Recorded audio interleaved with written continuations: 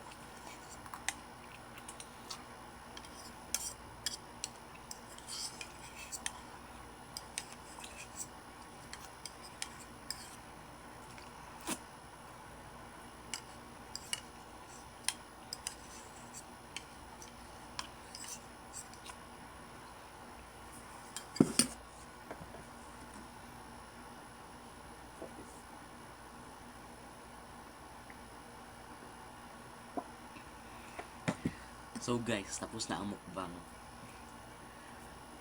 Kung makita niyo man si Jaguar, pakisabi sa akin dahil ilang buwan siyang hindi nag-upload sa channel na to.